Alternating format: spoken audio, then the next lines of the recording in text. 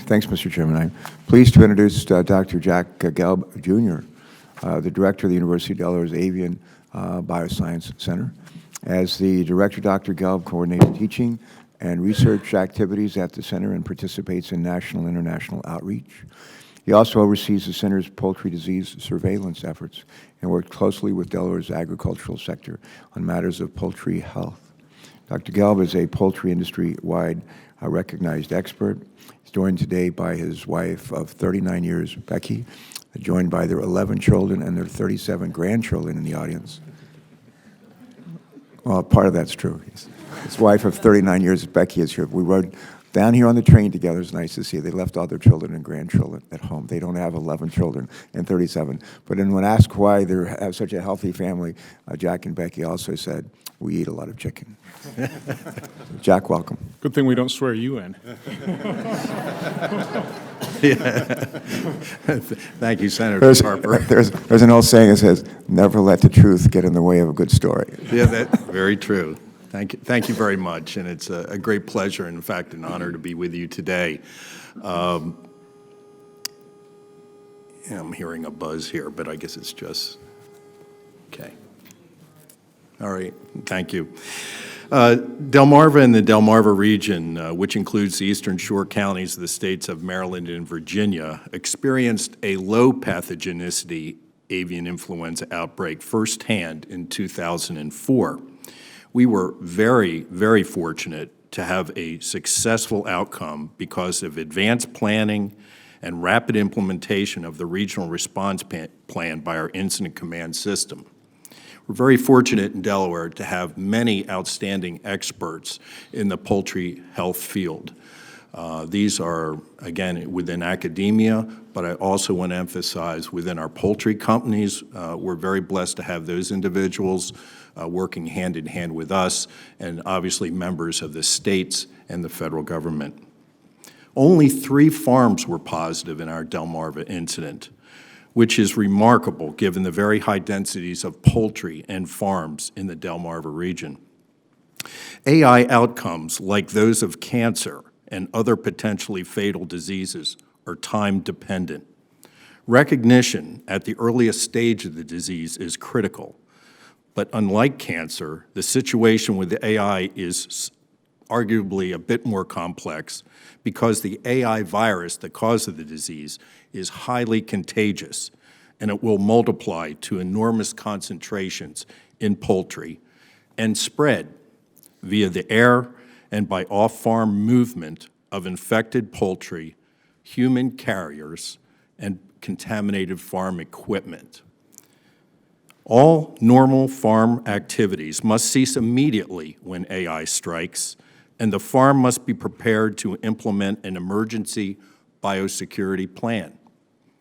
Part of the emergency plan is that infected flocks must be depopulated, ideally within 24 hours at the earliest time following the identification of the virus on the farm.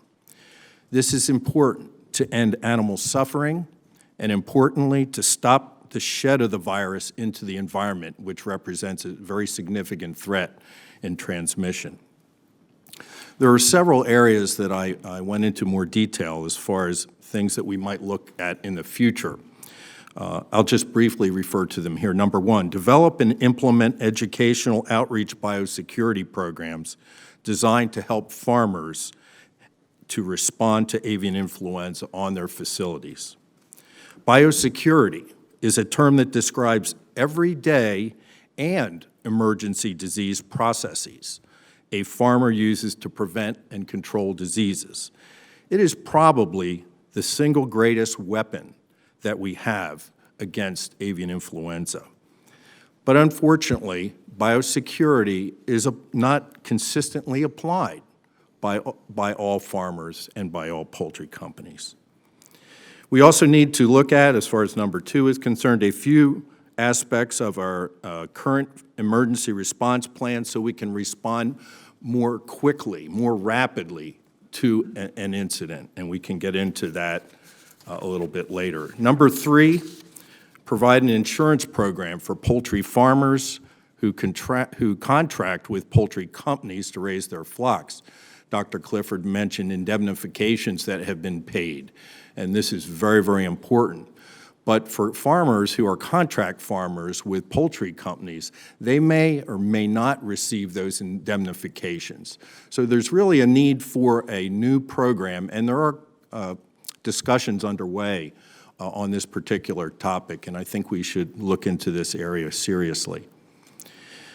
Vaccination for controlling avian influenza in poultry requires very careful consideration. Again, there was mention earlier about developing vaccines and utilizing them in poultry, and I'm talking more specifically not for humans, but for poultry.